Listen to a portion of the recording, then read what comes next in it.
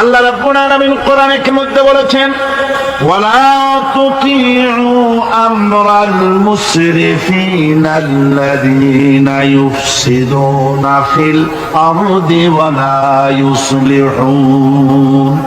আল্লাহ পাক বলেন, ওই সব নেতাদের আনুগত্য মোটেও করো না যারা নাকি জমিনের উপরে বিপর্যয় সৃষ্টি করে, ফাসাদ সৃষ্টি করে আর সংশোধনমূলক কোনো কাজ করে না। ওই সব নেতাদেরই কোনো কথা তোমরা মেনো না, তাদের অনুসরণ করো না। আইন মানা তো দূরের কথা, ওদের আনুগত্যও করো না। আল্লাহ পাক আরো বলেছেন, আলা লানাতুল্লাহি আলাল যালিমিনাল্লাযীনা ইয়াসুদ্দুনা আন সাবিলিল্লাহি ওয়া ইয়াবগুনাহা ইওয়াজা। আল্লাহর লানত, আল্লাহর অভিসম্পদ ওই সব নেতাদের উপরে যারা নাকি আল্লাহর সহজ রাস্তাকে জটিল এবং বক্র করে দেয়, যারা আল্লাহর আইন মানুষকে মানার ব্যাপারে বাধ্য করে না, বরং আল্লাহর আইন মানুষ যাতে না মানে সেই চেষ্টাই যারা করে। আল্লাহর রাস্তায় ওয়াসুদ্দুন আন সাবিলিল্লাহ, আল্লাহর রাস্তায় যারা ইসলামী আন্দোলনের সামনে, আল্লাহর দ্বীনের সামনে যারা প্রতিবন্ধকতার সৃষ্টি করে, আল্লাহ বলেন তাদের উপরে আল্লাহর লানত, তাদের উপরে আল্লাহর কি লানত। এই জন্য কোরআনে কারীম বলছে, এই সমস্ত নেতৃত্ব খোদা বিরোধী নেতৃত্ব, আল্লাহদ্রোহী নেতৃত্ব যেখানেই প্রতিষ্ঠিত হয় সেখানে তারা দুইটা কাজ করে। যেখানে ইসলাম থাকে না সেখানে তারা যদি ক্ষমতা দখল করে দুইটা কাজ করে। কয়টা কাজ? কোরআনের রব্বুল আলামিন কোরআনে কারীমে বলেছেন, ইন্নাল মুলুকা ইযা দাখালু ক্বারিয়াতান আফসাদুহা ওয়া জাআলু আ'iজ্জাতা আহলিহা আযিল্লা ওয়া কাযালিকা ইয়াফআলুন। আল্লাহ রাব্বুল আলামিন বলেন, এই ধরনের লোকেরা যখন কোন জনপদের মধ্যে প্রবেশ করে, যাদের মন মগজের মধ্যে আল্লাহ নাই, রাসূল নাই, দ্বীন নাই, ঈমান নাই, এই চরিত্রের লোকেরা যখন কোন দেশকে দখল করে বা ক্ষমতায় যায় তখন তারা দুই দফা কাজ করে। কয় দফা? দুই দফা কাজ করে। তার একটা দফা হলো তারা সেই সমাজের ভিতরে সম্মানিত লোকগুলিকে বেইজ্জত করে, লাঞ্ছিত করে, আর সমাজের ভিতরে ফাসাদ বরপা করে দেয়। বাস্তব কিনা বলে? এই বাস্তবতা কি সোম তারিখ দিয়ে বুঝাই দেওয়া লাগবে আপনাদেরকে? মানুষেরা আল্লাহ রাব্বুল আলামিন সাফ করে বলছেন, এরা যখন ক্ষমতায় যায় দুই দফা কাজ করে।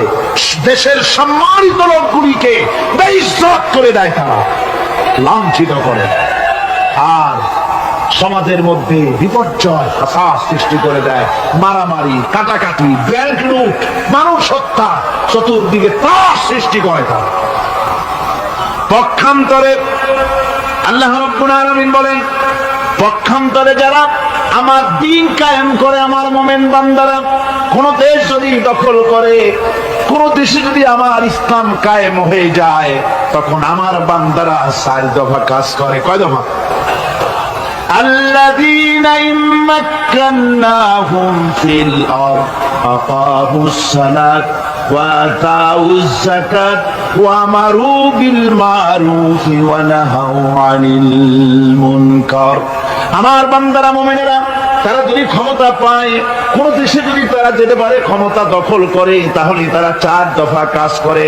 প্রথম দফা হচ্ছে তারা ক্ষমতা নিয়েই নামাজ প্রতিষ্ঠা করে। কি প্রতিষ্ঠা করে? প্রথম কাজই হলো তারা নামাজ প্রতিষ্ঠা করে। তারপরে তারা সেখানে যাকাত আদায় করে।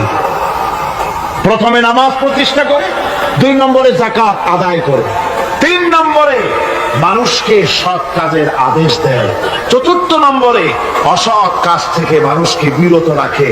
এই 4টি কাজ করে মুমিনেরা ক্ষমতায় গেলে। আর যাদের চিন্তায় চেতনায় কোরআন নাই, আল্লাহ নাই, রাসূল নাই, ঈমান নাই, তারা যদি ক্ষমতায় যায় 2 দফা কাজ করে। সম্মানওয়ালা লোকগুলোকে বেইজ্জত করে দেয়, জেল ভরে সব সম্মানিত লোক দিয়ে, বাড়ি ঘর লুটপাট করে সব সম্মানিত লোক দিয়ে, তাদেরকে জ্বালাওয়াতন করে দেয়, আর সেখানে বিপর্যয় মারামারি সৃষ্টি করে দেয়। এই জন্য দুনিয়ায় যত পয়গম্বর এসেছে সমস্ত নবীরা তারা মানুষের কাছে দাওয়াত পেশ করেছে। আল্লাহ রাব্বুল আলামিন বলেন, নবীরা দাওয়াত দিয়েছেন, ইয়া কাওমি ইবুদুল্লাহ মা লাকুম মিন ইলাহিন গায়রু। আল্লাহ রাব্বুল আলামিন বলেন, নবীরা যখন দুনিয়াতে নবী এসেছেন, মানুষকে দাওয়াত দিয়েছেন, ইয়া কওমি, হে আমার জাতি, হে আমার সম্প্রদায়, এক আল্লাহর গোলামি করো, তিনি ছাড়া তোমাদের কোনো প্রভু নাই, আইনদাতা নাই, বিধানদাতা নাই, তার আনুগত্য করো জীবনের সকল ক্ষেত্রে। কোরআনে কারিমে মুসলমানদেরকে বলা হয়েছে হিজবুল্লাহ। মুসলমানদেরকে কি বলা হয়েছে? হিজবুল্লাহ। হিজবুল্লাহ মানে কি? আল্লাহর সৈনিক। এই আল্লাহর সৈনিকদের, তাদেরকে আল্লাহ পাক এই পৃথিবীতে তাদের অস্তিত্ব প্রতিষ্ঠিত করেছেন কি কারণে? তার কারণ হচ্ছে রব্বুল আলামিন বলেছেন, কুনতুম খায়রা উম্মাতিন উখরিজাত লিন-নাসি তা'মুরুনা বিল মা'রুফি ওয়া তানহাউনা 'আনিল মুনকার। কুনতুম খায়রা উম্মাতিন, তোমরাই শ্রেষ্ঠতম জাতি, শ্রেষ্ঠতম দল। মানুষের কল্যাণের জন্য তোমাদেরকে পৃথিবীতে প্রেরণ করা হয়েছে। কাজ কি? তা'মুরুনা বিল মা'রুফ, মানুষকে ভালো কাজের জন্য উৎসাহিত করো, ভালো কাজের আদেশ দাও। ওয়া তানহাউনা আনিল মুনকার, আর সমস্ত খারাপ কাজ থেকে মানুষকে ফিরায় রাখো। সুতরাং এই পৃথিবী থেকে জুলম, শোষণ, অশান্তি, বিপর্যয়, দুঃখ, তারপরে যুদ্ধ, বিদ্রোহ, সবকিছুর বিরুদ্ধে মুসলমানদেরকে ঐক্যবদ্ধভাবে লড়াইয়ের ময়দানে আসতে হবে। কোরআনে কারিমে রব্বুল আলামিন কোথায় ভাবে বলেছেন, ওয়াকাতিলুহুম হাত্তা লা তাকুনা ফিতনাতুন ওয়া ইয়াকুনা আদ-দীনু কুল্লুহু লিল্লাহ। আল্লাহ রাব্বুল আলামিন বলেন, সংগ্রাম করো, লড়াই করো ততক্ষণ পর্যন্ত যতক্ষণ না আমার দ্বীন প্রতিষ্ঠিত হয়ে যায়, আর মানুষের তৈরি করা মতবাদের শেষ শিকড়টুকুনো যতক্ষণ মূলোৎপাটিত না হয়, ততক্ষণ পর্যন্ত আমার দ্বীন প্রতিষ্ঠার জন্য লড়াই করো।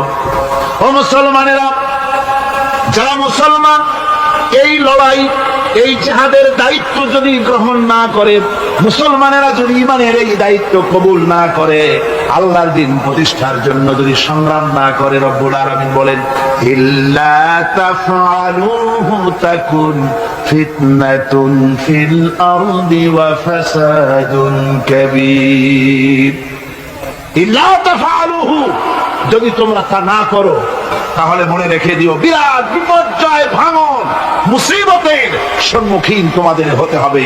পৃথিবীর মুসলমানেরা, আজ আমরা এই দায়িত্ব পালন করছি না বলে আমাদের সামনে এই বিরাট মুসিবত এসেছে বিশ্বজুড়ে, ঠিক কিনা?